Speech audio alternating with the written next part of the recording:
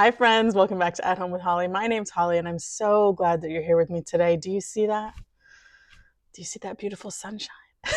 For those of you that live in a place where it is sunny all the time, or more often than not, I am jealous. I grew up on the East Coast where it was definitely a lot more sunny than it is here in the Midwest. So we have about half the year where it's gray. So on the days where it is beautiful and the sun is shining, it feels glorious. So we're going to do some outside stuff. We have fruit trees. I have a little mini orchard of dwarf-sized fruit trees, and I want to grow an organic garden. And so I need to spray them with some dormant oil, horticultural spray, and some liquid copper so that I can make sure that I'm doing preventative of any like leaf curl or bugs or that moths or that kind of stuff. So we are also going to do a prune, and then our final spray, probably the last week of February, our final spray, and then it'll be the fruiting season. So, but anyway, we're going to get outside and do some outdoor garden work. We're going to check our grapes to see if they made it. If they didn't make it, it's within a year of purchase from Stark Brothers, so they will send me a new one. So we're going to do a scratch test, see if they made it. They were looking a little rough, so we'll see.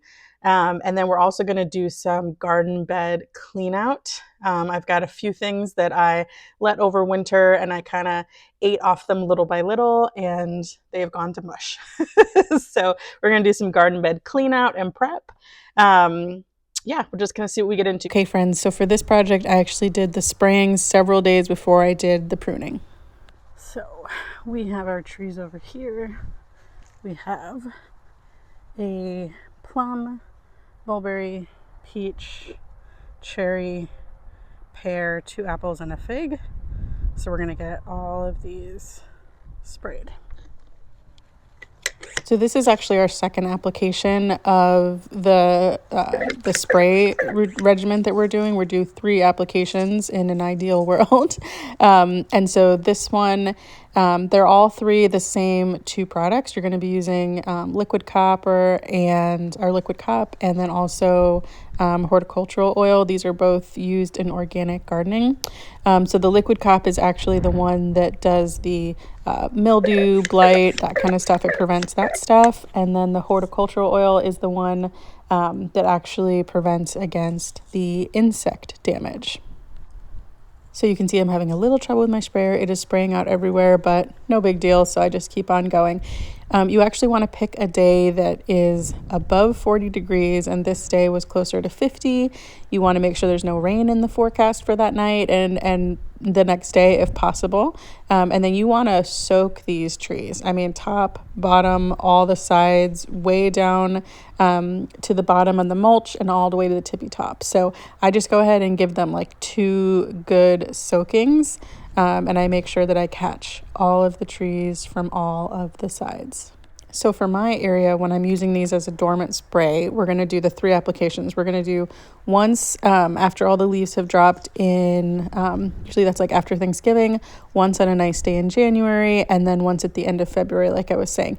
You can use these products in season, but you would put them at a different concentration, if that makes sense. So just make sure you read the label and the little booklet that comes with each of these products to make sure you're using the right concentration for the right time of year for the right plant that you're growing, because everybody's growing situation is different. But for me, I'm going to try to do 3 applications, like I said, end of November, nice day in January if we get one, and then end of February. That's what I'm hoping for. Although I think, honestly, as long as you hit the last one, that one right before they break dormancy, I think that's the one that is the most important in my opinion. So that's the one for sure. You can forget and mess up the other 2, but try to hit all 3. I'm excited about having these plants. These we planted last spring, and I just love watching them get thicker and bigger, and I'm excited for the years to come of all the fruit that we're going to be able to grow right in our backyard grocery store. Oh, I almost forgot. So since my trees are younger and smaller and they're dwarf trees anyways, I am able to mix both of these products together in one pump sprayer and use them as, like I said, the dormant the dormant application. But if I was going to use these in season, you wouldn't be able to mix them together. And if you wanted to use like the sprayer that attaches to a hose, you couldn't mix those together either. So luckily, like I said, check the label for everything you do. But luckily for this size and where they're being grown in my yard, I can still mix these two things together, put them in a pump sprayer, and get them all covered. After spraying all my fruit trays, I did still have some of the mixture left over, so I went ahead and sprayed my flowering dogwood trees. I'm not an expert on flowering dogwood trees, but I do believe that the little label on the back of the products that I'm using today said it was okay to do. So I'm going to go ahead and spray my four trees. I'm not going to do the pruning on the same day though, so this was actually about a week before we did the pruning. So this was backwards, and now we're going to go forwards to the day that we are going to be finishing up our pruning and our outdoor garden cleanup. So I wanted to give you guys an update on all the things we've been growing. So we have our full flat of petunias, and they have all come up and are doing great. We have our calendula that has come up and is growing great. I actually up-potted that into some bigger pots. So these top two levels are all the flowers, and everything has come up. Some of them are a little small like the violas, but everything has come up and they are doing great. Over here we have all of our brassicas and celeries. Those are doing great. We have our onions and shallots, and they are all starting to come up, which is awesome. We have our artichoke, which is glorious. Then we have our sweet potato slips, and they are 3 of the 4 have already sprouted, and so they are coming up. You can see the one back there has the sprout right there. Oh, sorry, my post is in the way. And then this guy has a sprout right here. This guy has a sprout right there. So first signs of sprouting. This tray is the one that has not germinated yet. So this is peppers, a few flowers, and it's mostly peppers. And then we have Grow Goo, looking great. My daughter's chia pet. And then we have 3 trays of Yellow Wonder strawberries. I actually added the 4th sweet potato in there to share the same heat mat. But we have 3 trays of strawberries that are still working on coming up. From those trays, we actually have some germination. I don't know if you guys can see the little sprouts. They're so small. So right there, oh, too focused. Right there is another little one. And so once they pop up, I put them on this tray, and they actually live on this shelf, but I actually just pulled them out so I could see, and they have one of my older grow lights on them. It just makes a little bit of noise, so I try not to put it on when I'm making videos, but so they live on that shelf, and they are all doing lovely. So the next time we're going to plant more stuff is going to be tomatoes, and we're just a couple weeks away, but let's go do some outside stuff, huh? Beautiful day for it. Ooh, just kidding. Guess what I just found? Happy birthday, little cauliflowers. I'm gonna move them over to the other shelf. No peppers today, but we'll keep checking back. Okay, so I took the lid off, moved the 2 that germinated over, and then look what I was finding. Another aster. And then guys, look what happened. Do you see that guy? That's our first pepper. It's happening. I love that part.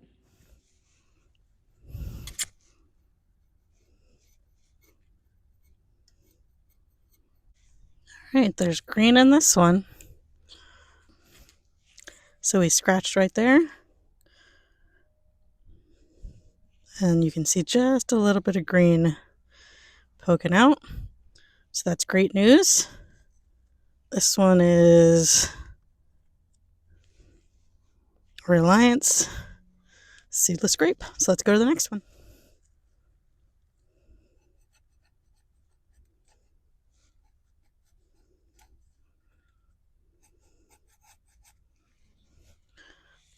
All right, this one is green too. Barely, but this one's green. So we'll let this one ride too. 2 out of 3. Let's see what this one's tag said. Somerset grape. Happy that 2 of them made it. Okay. Well, that part definitely didn't.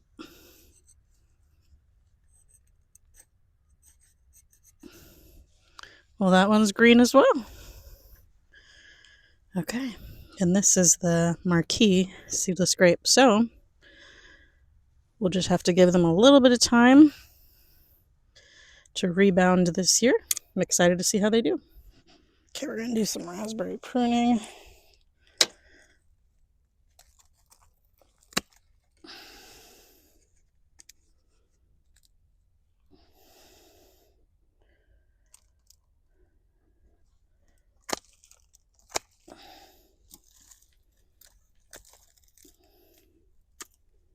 I usually prune these all the way back every year, and they've come back super strong. But these, we've already got some bud development on some of them, so it makes it a lot easier.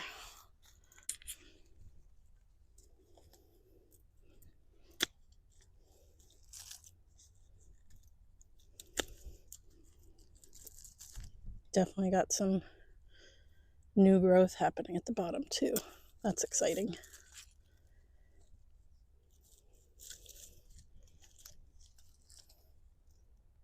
So every type of raspberry is going to be a little bit different, but my golden raspberries are ever-bearing, which means that they are going to give you a little bit of fruit for a long time. They're not going to come in all in one flush.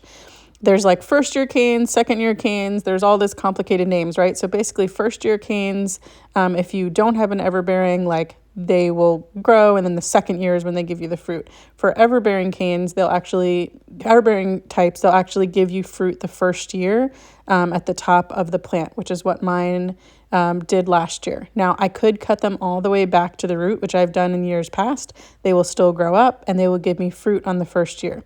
Instead, this year what I'm doing is I'm cutting just below where all the fruit was, and essentially the bottom of the cane will act like a second year cane and give me fruit, and then the top of the cane will produce a whole bunch of more first year canes, if that makes sense. So I'll actually be getting fruit from 2 different spots throughout the whole season, if that makes sense. So you can just prune them all the way back and not worry about it with everbearing, but this year I wanted to try something a little bit different. So I'm just kind of pruning them, the ones that are actually alive and not like going on their 3rd year, that I'm actually going to prune them just below where they were fruiting last year to send the energy down, to make the bottom of it a little bit stronger, if that makes sense. So the only thing that's really perennial on raspberries is the crown on the ground, and everything else is biannual, meaning it only lasts for 2 years, and then the 3rd year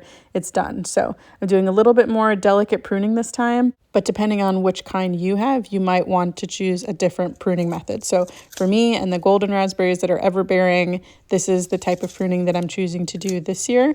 Now, it's also going to send up new shoots from the crown as well that will be first year. So it's just going to be an explosion of raspberries, and I'm here for it.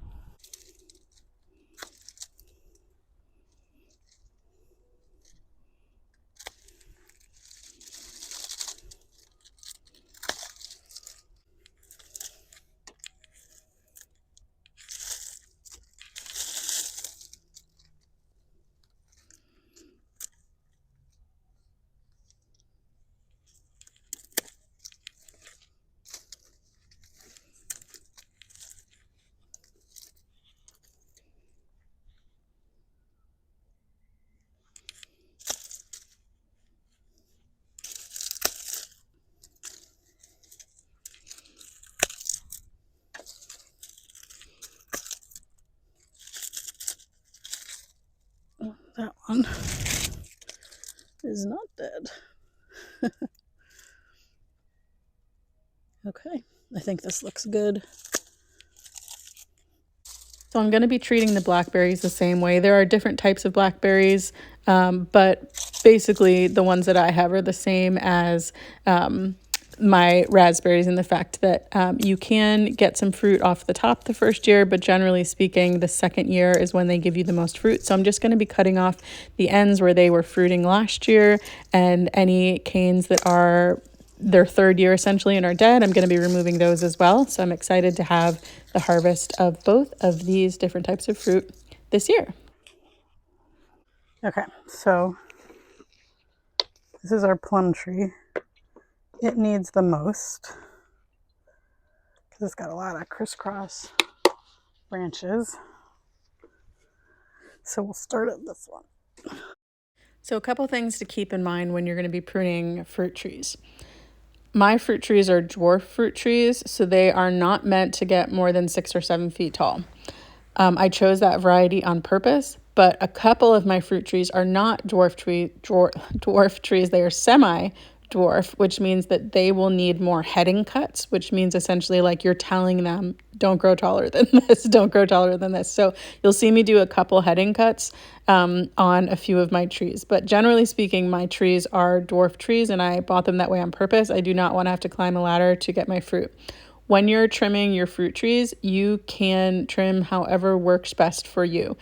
Just because you have a neighbor that has huge fruit trees or tons of branches and all that stuff, you don't have to do that if you don't want to, but you can. So I'm not saying that my way of pruning them is the only way. I'm just saying this is an option that you can keep your orchard small and tidy. It does take some aggressive pruning, especially in the first few years. So I do some heading cuts, which tells them do not get taller than this, their main stem to not get taller than this. I then try to find 3 to 4 branches. These are my stone fruit trees. This is for plum or pear. And similarly for the apple as well. I try to find 4 branches, one facing each direction, that are going to be the main branches. And then if there's any others, I'll go ahead and cut those off really close to the main stem, not using technical terms here, but really close to the main stem. And then everything else you're going to cut right above an outward facing bud, so that encourages growth going off to the side. You are also going to want to make sure that you use 91% alcohol in between each tree to make sure that if they do have any diseases or funguses, you're not transferring it between tree to tree. So keep that in mind as well. You want to keep your pruners sharp and clean in between each of the trees that you're doing. So again, I'm just going to be doing heading cuts on the ones that I don't want their main trunk to get any larger. Like this is a mulberry tree. It will get very large unless I stay on top of it. So I'm definitely going to be doing heading cuts on this one. And then I find an outward facing bud and I trim right above it, telling the tree to send its energy to that bud to make a branch. And I make sure I have one going in each direction essentially, and that's how I'm going to be trimming most of the trees.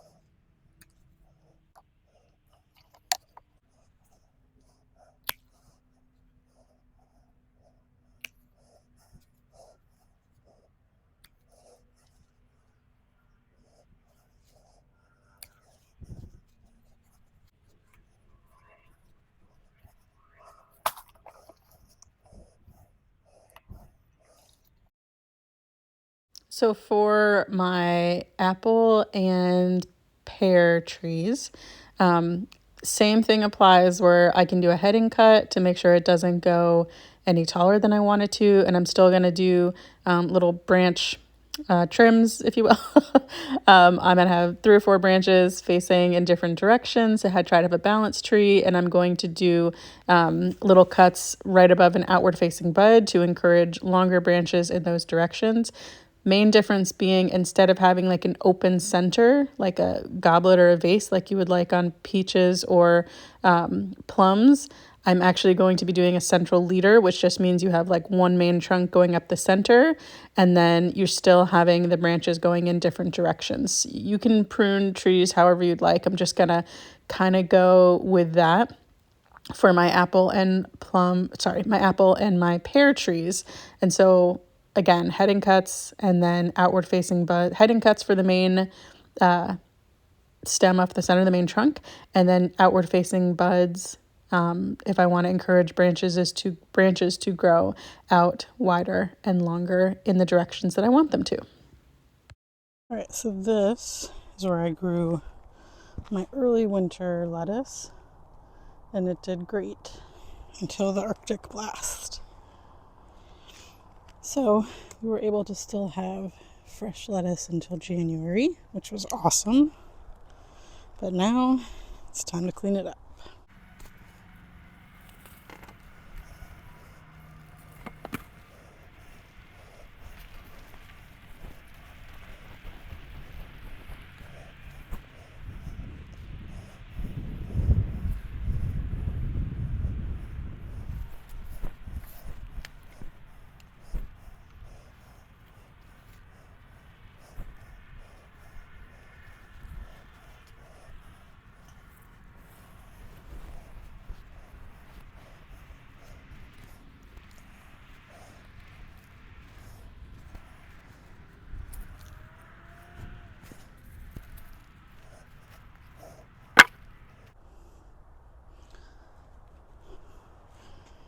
Garlic's looking good. All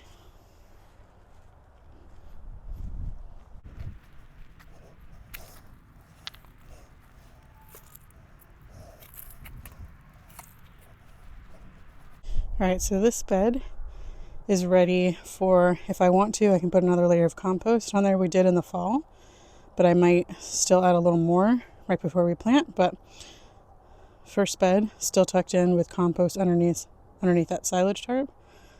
This bed has our elephant garlic, and that's cleaned up. This bed is a full bed of garlic. This bed, it's got garlic on the side and our winter sowing projects. Looking good. Actually, a few things have germinated, so we'll keep that closed like a little greenhouse. Yep. Straw flower, bachelor's, a couple things have germinated for sure, so we're going to leave that tucked up tight. Next bed, another row of garlic. This bed has the shallots and one lonely leek that we're going to get cut off and pulled out. And then that bed over there, that's the main one. We're going to get leeks out of that. And then there's a couple like skeletons of cabbages and stuff we got to do. Easy peasy.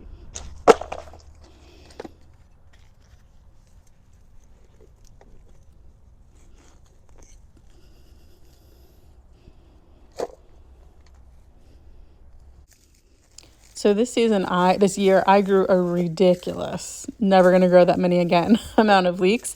And I made, leek and potato soup. I harvested them and had leek and bacon pasta. I mean, I ate a lot of leeks. And I preserved some, and I still ate off them. I came out and picked them fresh and ate off them through the winter till about early January. And then we had a couple days that were, because a lot of people can overwinter them if they have a little bit milder climate than I have. We had some extreme negative temperatures, and these just went to mush, and they're not edible at this point. So I am going ahead and just removing all of them. We're going to spread out some compost and then start again in this side of the garden bed for sure. So we actually together, friends, we added the compost from these last two beds and just in the fall and just left an extra wheelbarrow or two's worth on the opposite side that still had things growing, if that makes sense. But it's time. We're going to spread out this compost and get the silage tarps over these beds. Now this bed had a few kales that were still good. This one especially was still pretty good. It still had some life to it. It would definitely come back.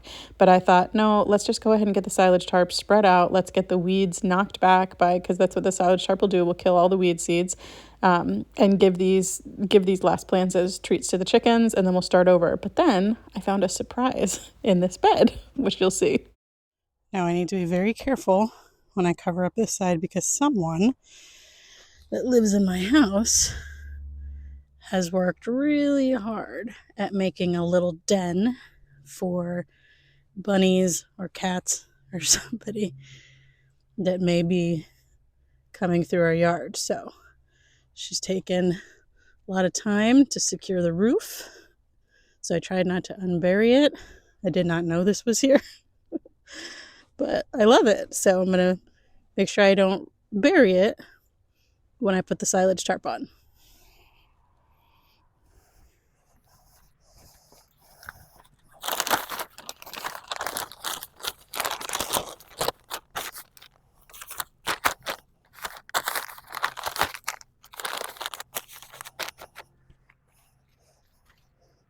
All right, so we got everything taken out of this bed, silage tarps added to that one and this one. That one all cleaned up down there. We've got all of our fruit trees sprayed and pruned. So we are good to go for spring. That's going to do it for me today, guys. Thank you so much for being here. I appreciate all the likes and the comments and the shares. And if you haven't subscribed, please consider subscribing. And I can't wait to see you guys next time. Bye, my friends.